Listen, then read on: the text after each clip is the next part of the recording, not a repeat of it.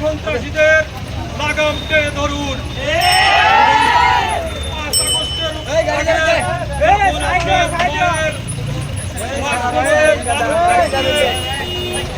Barricade দেওয়া হয়েছিল, তখন আপনাদের এই সন্ত্রাসীদের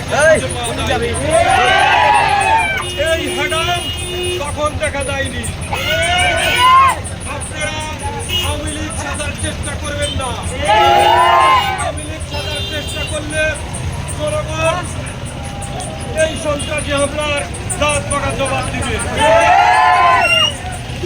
ধন্যবাদ জানিয়ে আমি আমার কথা শেষ করছি।